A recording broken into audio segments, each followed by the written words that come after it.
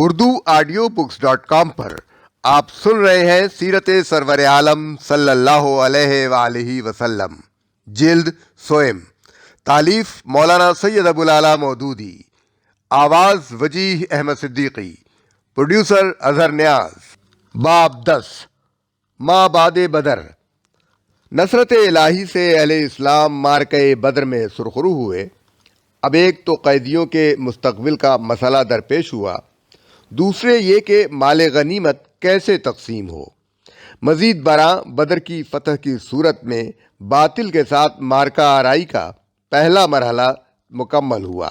اس کامیابی کو برقرار رکھنے کے لیے کیا تدابیر اور آئندہ جہاد کے لیے کس طرح تیاری کرنی ہوگی، زیر نظر باب میں انہی مسائل و موضوعات کی تفصیل پیش کی جا رہی ہے۔ قیدیوں کا مسئلہ۔ جنگ بدر میں لشکر قریش کے جو لوگ گرفتار ہوئے تھے، ان کے متعلق مشورہ ہوا کہ ان کے ساتھ کیا سلوک کیا جائے۔ حضرت ابو بکر صدیق رضی اللہ تعالیٰ عنہ نے رائے دی کہ فدیہ لے کر چھوڑ دیا جائے، اور حضرت عمر فاروق رضی اللہ تعالیٰ عنہ نے کہا کہ قتل کر دیا جائے۔ نبی صلی اللہ علیہ وآلہ وسلم نے حضرت ابو بکر صدیق رضی اللہ تعالیٰ عنہ کی رائے قبول کی اور فدیہ کا معاملہ طے کر لیا۔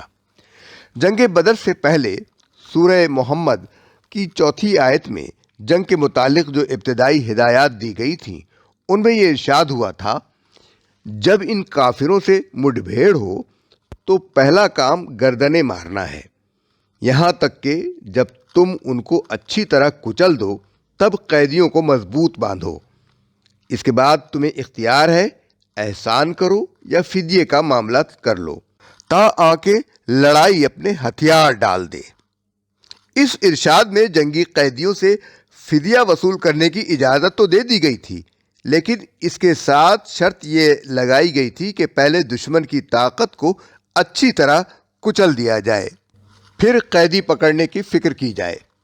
اس فرمان کی روح سے مسلمانوں نے بدر میں جو قیدی گرفتار کیے اور اس کے بعد ان سے جو فدیہ وصول کیا تھا، وہ تھا تو اجازت کے مطابق، مگر غلطی یہ ہوئی کہ دشمن کی طاقت کچل دینے کی جو شرط مقدم رکھی گئی تھی، اسے پورا کرنے میں کوتاہی کی گئی۔ جنگ میں جب قریش کی فوج بھاگ نکلی تو مسلمانوں کا ایک بڑا گروہ غنیمت لوٹنے اور کفار کے آدمیوں کو پکڑ پکڑ کر باندھنے میں لگ گیا۔ بہت کم آدمیوں نے دشمنوں کا کچھ دور تک تعاقب کیا، حالانکہ اگر مسلمان پوری طاقت سے ان کا تعاقب کرتے تو قریش کی طاقت کا اسی روز خاتمہ ہو گیا ہوتا۔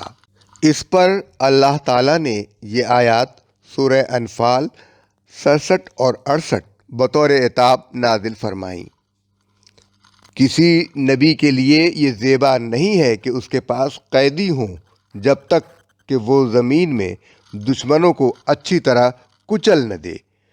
تم لوگ دنیا کے فائدے چاہتے ہو، حالانکہ اللہ کے پیش نظر آخرت ہے، اور اللہ غالب اور حکیم ہے۔ اگر اللہ کا نوشتہ پہلے نہ لکھا جا چکا ہوتا تو جو کچھ تم لوگوں نے لیا ہے اس کی پاداش میں تم کو بڑی سزا دی جاتی۔ پس جو کچھ تم نے مال حاصل کیا ہے اسے کھاؤ کہ وہ حلال اور پاک ہے، اور اللہ سے ڈرتے رہو، یقیناً اللہ درگزر کرنے والا اور رحم فرمانے والا ہے۔ یہاں یہ بات سمجھ لینی چاہیے کہ اللہ تعالیٰ جو عتاب فرما رہا ہے، یہ عتاب نبی صلی اللہ علیہ وآلہ وسلم پر نہیں ہے بلکہ مسلمانوں پر ہے۔ امام جساس یعنی ابو بکر احمد بن علی الرازی کتاب الاحکام القرآن میں اس تعویل کو کم از کم قابل لحاظ ضرور قرار دیتے ہیں۔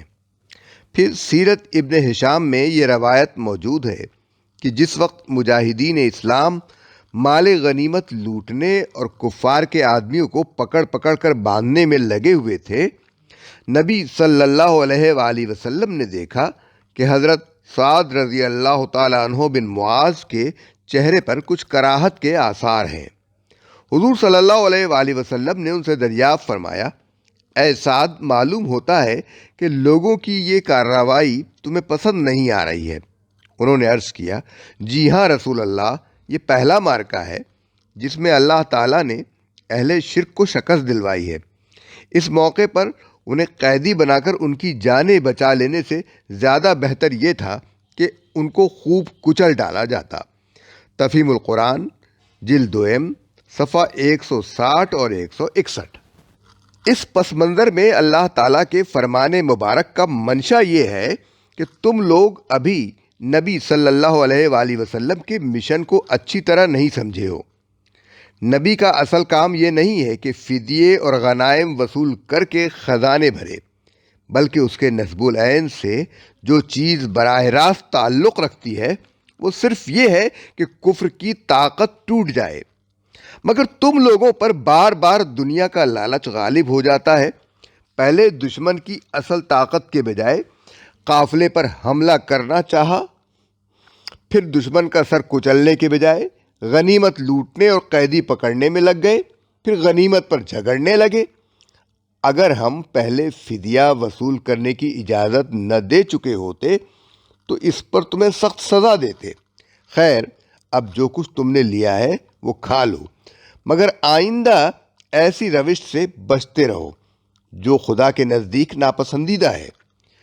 چونکہ سورہ محمد میں مسلمانوں کو قیدیوں سے فدیہ لینے کی اجازت فی الجملہ دی جا چکی تھی، اس لیے جنگ بدر کے قیدیوں سے جو مال لیا گیا اسے اللہ نے حلال قرار دیا اور مسلمانوں کو اس کے لینے پر سزا نہ دی۔ اگر اللہ کا نوشتہ پہلے نہ لکھا جا چکا ہوتا کہ الفاظ اس امر کی طرف صاف اشارہ کر رہے ہیں کہ اس واقعے سے پہلے فدیہ لینے کی اجازت کا فرمان قرآن میں آ چکا تھا۔ فَإِذَا لَقَيْتُمُ الَّذِينَ كَفَرُوا سورہ محمد آیت 4۔ قرآن مجید کی پہلی آیت ہے جس میں قوانین جنگ کے متعلق ابتدائی ہدایات دی گئی ہیں۔ اس سے جو احکام نکلتے ہیں اور اس کے مطابق نبی کریم صلی اللہ علیہ وآلہ وسلم اور صحابہ کرام نے جس طرح عمل کیا ہے اور فقہاء نے اس آیت اور سنت سے جو استنباطات کیے ہیں ان کا خلاصہ یہ ہے: نمبر 1، جنگ میں مسلمانوں کی فوج کا اصل ہدف دشمن کی جنگی طاقت کو توڑ دینا ہے، یہاں تک کہ اس میں لڑنے کی سکت نہ رہے اور جنگ ختم ہو جائے۔ اس ہدف سے توجہ ہٹا کر دشمن کے آدمیوں کو گرفتار کرنے میں نہ لگ جانا چاہیے۔ قیدی پکڑنے کی طرف توجہ اس وقت کرنی چاہیے جب دشمن کا اچھی طرح قلع قمع کر دیا جائے اور میدان جنگ میں اس کے کچھ آدمی باقی رہ جائیں۔ اہل عرب کو یہ ہدایت آغاز ہی میں اس لیے دے دی گئی کہ وہ کہیں فدیہ حاصل کرنے یا غلام فراہم کرنے کے لالچ میں پڑ کر جنگ کے اصل ہدف مقصود کو فراموش نہ کر بیٹھیں۔ نمبر 2، جنگ میں جو لوگ گرفتار ہوں ان کے بارے میں فرمایا گیا کہ تمہیں اختیار ہے، خواہ ان پر احسان کرو یا ان سے فدیے کا معاملہ کر لو۔ اس سے عام قانون یہ نکلتا ہے کہ جنگی قیدیوں کو قتل نہ کیا جائے۔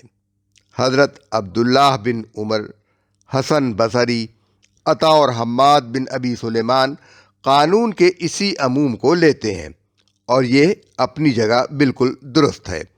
وہ کہتے ہیں کہ آدمی کو قتل لڑائی کی حالت میں کیا جا سکتا ہے۔ جب لڑائی ختم ہو گئی اور قیدی ہمارے قبضے میں آ گیا تو اسے قتل کرنا درست نہیں ہے۔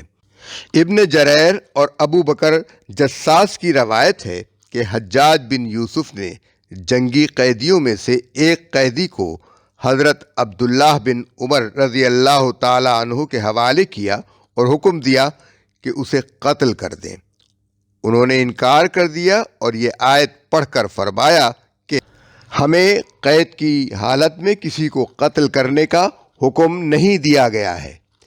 امام محمد نے السیر الکبیر میں بھی ایک واقعہ لکھا ہے کہ عبداللہ بن عامر نے حضرت عبداللہ بن عمر رضی اللہ تعالی عنہ کو ایک جنگی قیدی کے قتل کا حکم دیا تھا اور انہوں نے اسی بنا پر اس حکم کی تعمیل سے انکار کر دیا تھا۔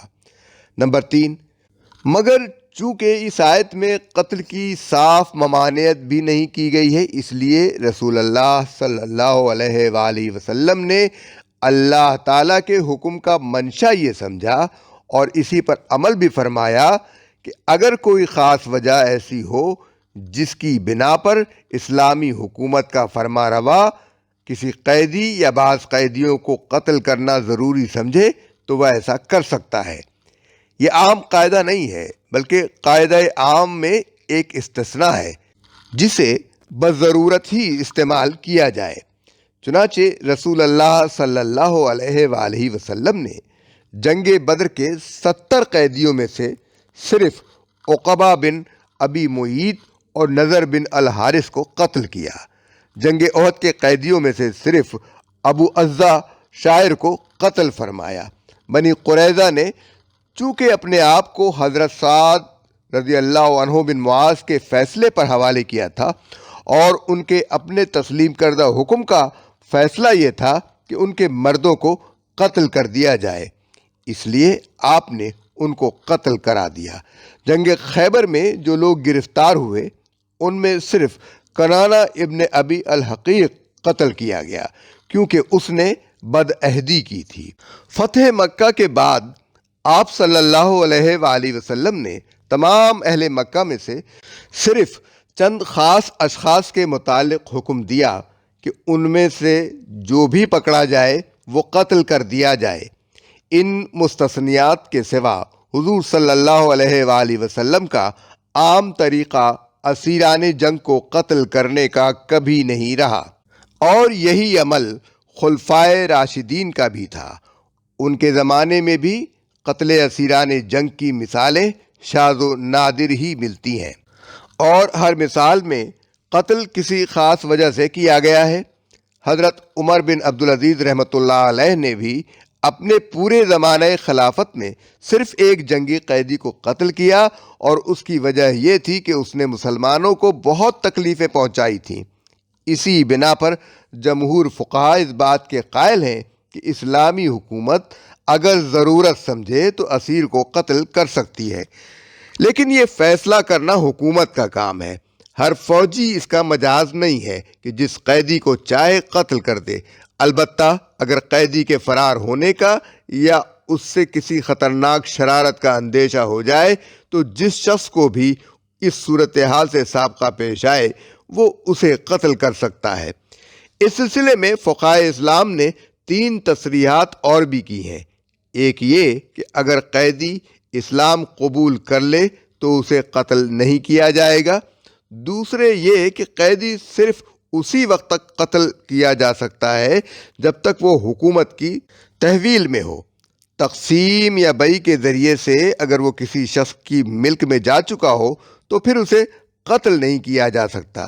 تیسرے یہ کہ قیدی کو قتل کرنا ہو تو بس سیدھی طرح قتل کر دیا جائے، عذاب دے دے کر نہ مارا جائے۔ نمبر 4، جنگی قیدیوں کے بارے میں عام حکم جو دیا گیا ہے وہ یہ ہے کہ یا ان پر احسان کرو یا فدیے کا معاملہ کر لو۔ احسان میں 4 چیزیں شامل ہیں۔ ایک یہ کہ قید کی حالت میں ان سے اچھا برتاؤ کیا جائے۔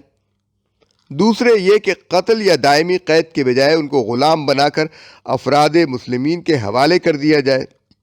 تیسرے یہ کہ جزیہ لگا کر ان کو ذمہ بنا لیا جائے۔ چوتھے یہ کہ ان کو بلا معاوضہ رہا کر دیا جائے۔ فدیے کا معاملہ کرنے کی 3 صورتیں ہیں۔ ایک یہ کہ مالی معاوضہ لے کر انہیں چھوڑا جائے۔ دوسرے یہ کہ رہائی کی شرط کے طور پر کوئی خاص خدمت لینے کے بعد چھوڑ دیا جائے۔ تیسرے یہ کہ اپنے ان آدمیوں سے جو دشمن کے قبضے میں ہوں ان کا تبادلہ کر لیا جائے۔ ان سب مختلف صورتوں پر نبی صلی اللہ علیہ وآلہ وسلم اور صحابہ کرام نے مختلف اوقات میں حسب موقع عمل فرمایا ہے۔ خدا کی شریعت نے اسلامی حکومت کو کسی ایک ہی شکل کا پابند نہیں کر دیا ہے۔ حکومت جس وقت جس طریقے کو مناسب ترین پائے اس پر عمل کر سکتی ہے۔ نمبر 5، نبی صلی اللہ علیہ وآلہ وسلم اور صحابہ کرام کے عمل سے یہ ثابت ہوتا ہے کہ ایک جنگی قیدی جب تک حکومت کی قید میں رہے اس کی غذا اور لباس، اور اگر وہ بیمار یا زخمی ہوں تو اس کا علاج حکومت کے ذمے ہے۔ قیدیوں کو بھوکا ننگا رکھنے یا ان کو عذاب دینے کا کوئی جواز اسلامی شریعت میں نہیں ہے، بلکہ اس کے برعکس حسن سلوک اور فیاضانہ برتاؤ کی ہدایت بھی کی گئی ہے، اور عملاً بھی اسی کی نظیریں سنت میں ملتی ہیں۔ جنگ بدر کے قیدیوں کو رسول اللہ صلی اللہ علیہ وآلہ وسلم نے مختلف صحابہ کرام کے گھروں میں بانٹ دیا اور ہدایت فرمائی کہ ان قیدیوں کے ساتھ اچھا سلوک کرنا۔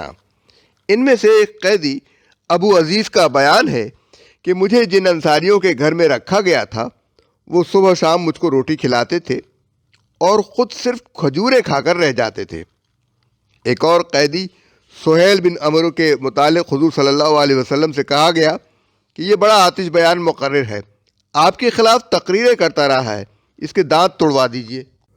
حضور صلی اللہ علیہ وآلہ وسلم نے جواب دیا، اگر میں اس کے دانت توڑواؤں تو اللہ میرے دانت توڑ دے گا، اگرچہ میں نبی ہوں۔ سیرت ابن ہشام۔ یمامہ کے سردار سمامہ بن اسال جب گرفتار ہو کر آئے تو جب تک وہ قید میں رہے نبی صلی اللہ علیہ وآلہ وسلم کے حکم سے عمدہ کھانا اور دودھ ان کے لیے مہیا کیا جاتا رہا۔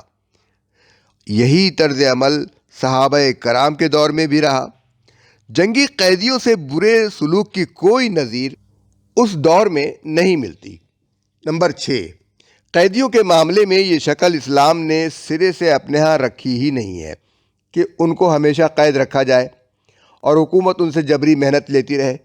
اگر ان کے ساتھ یا ان کی قوم کے ساتھ تبادلہ اسیران جنگ یا فدیے کا کوئی معاملہ طے نہ ہو سکے تو ان کے معاملے میں احسان کا طریقہ یہ رکھا گیا ہے کہ انہیں غلام بنا کر افراد کی ملکیت میں دے دیا جائے اور ان کے مالکوں کو ہدایت کی جائے کہ وہ ان کے ساتھ اچھا سلوک کریں۔ نبی صلی اللہ علیہ وآلہ وسلم کے عہد میں بھی اس طریقے پر عمل کیا گیا، صحابہ کرام کے عہد میں بھی یہ جاری رہا اور فقہائے اسلام بالاتفاق اس کے جواز کے قائل ہیں۔ اس سلسلے میں یہ بات جان لینی چاہیے کہ جو شخص قید میں آنے سے پہلے اسلام قبول کر چکا ہو اور پھر کسی طرح گرفتار ہو جائے وہ تو آزاد کر دیا جائے گا، مگر جو شخص قید ہونے کے بعد اسلام قبول کرے یا کسی شخص کی ملکیت میں دیے جانے کے بعد مسلمان ہو تو یہ اسلام اس کے لیے آزادی کا سبب نہیں بن سکتا۔ مسند احمد، مسلم اور ترمذی میں حضرت عمران بن حسین کی روایت ہے کہ بنی عقیل کا ایک شخص گرفتار ہو کر آیا اور اس نے کہا کہ میں نے اسلام قبول کر لیا۔ نبی صلی اللہ علیہ وآلہ وسلم نے فرمایا، اگر یہ بات تو نے اس وقت کہی ہوتی جب تو آزاد تھا تو یقیناً فلاح پا جاتا۔ یہی بات حضرت عمر رضی اللہ تعالیٰ عنہ نے فرمائی کہ جب قیدی مسلمانوں کے قبضے میں آنے کے بعد مسلمان ہو تو وہ قتل سے تو محفوظ ہو جائے گا مگر غلام رہے گا۔ اسی بنا پر فقہائے اسلام کا اس پر اتفاق ہے کہ قید ہونے کے بعد مسلمان ہونے والا غلامی سے نہیں بچ سکتا۔ السیر الکبیر امام محمد۔ اور یہ بات سراسر معقول بھی ہے۔ اگر ہمارا قانون یہ ہوتا کہ جو شخص بھی گرفتار ہونے کے بعد اسلام قبول کر لے گا وہ آزاد کر دیا جائے گا تو آخر وہ کون سا نادان قیدی ہوتا جو کلمہ پڑھ کر رہائی نہ حاصل کر لیتا۔ 7، قیدیوں کے ساتھ احسان کی تیسری صورت اسلام میں یہ رکھی گئی ہے کہ جزیہ لگا کر ان کو دارالاسلام کی ذمہ رعایا بنا لیا جائے اور وہ اسلامی مملکت میں اسی طرح آزاد ہو کر رہیں جس طرح مسلمان رہتے ہیں۔ امام محمد السیر الکبیر میں لکھتے ہیں کہ ہر وہ شخص جس کو غلام بنانا جائز ہے اس پر جزیہ لگا کر اسے ذمہ بنا لینا بھی جائز ہے۔ اور ایک دوسری جگہ فرماتے ہیں، مسلمانوں کے فرمانروا کو یہ حق حاصل ہے کہ ان پر جزیہ اور ان کی زمینوں پر خراج لگا کر انہیں اصلاً آزاد قرار دے دے۔ اس طریقے پر بالعموم ان حالات میں عمل کیا گیا ہے کہ جب قید ہونے والے لوگ جس علاقے کے باشندے ہوں وہ مفتوح ہو کر اسلامی مملکت میں شامل ہو چکا ہو۔ مثال کے طور پر نبی صلی اللہ علیہ وآلہ وسلم نے اہل خیبر کے معاملے میں یہ طریقہ اختیار فرمایا تھا اور پھر حضرت عمر رضی اللہ تعالیٰ عنہ نے سواد عراق اور دوسرے علاقوں کی فتح کے بعد بڑے پیمانے پر اس کی پیروی کی۔ ابو عبید نے کتاب الاموال میں لکھا ہے کہ عراق کی فتح کے بعد اس علاقے کے سرکردہ لوگوں کا ایک وفد حضرت عمر فاروق رضی اللہ تعالیٰ عنہ کے پاس حاضر ہوا اور اس نے عرض کیا، اے امیر المومنین، پہلے اہل ایران ہم پر مسلط تھے، انہوں نے ہم کو بڑا ستایا، بڑا برا برتاؤ ہمارے ساتھ کیا اور طرح طرح کی زیادتیاں ہم پر کرتے رہے۔ پھر جب خدا نے آپ لوگوں کو بھیجا تو ہم آپ کی آمد سے بڑے خوش ہوئے، اور آپ کے مقابلے میں نہ کوئی مدافعت ہم نے کی، نہ جنگ میں کوئی حصہ لیا۔ اب ہم نے سنا ہے کہ آپ ہمیں غلام بنا لینا چاہتے ہیں۔ حضرت عمر رضی اللہ تعالیٰ عنہ نے جواب دیا، تم کو اختیار ہے کہ مسلمان ہو جاؤ یا جزیہ قبول کر کے آزاد رہو۔ ان لوگوں نے جزیہ قبول کر لیا، وہ آزاد چھوڑ دیے گئے۔ ایک اور جگہ اسی کتاب میں ابو عبید بیان کرتے ہیں کہ حضرت عمر فاروق رضی اللہ تعالیٰ عنہ نے حضرت ابو موسیٰ رضی اللہ تعالیٰ عنہ اشعری کو لکھا کہ جنگ میں جو لوگ پکڑے گئے ہیں ان میں سے ہر کاشتکار اور کسان کو چھوڑ دو۔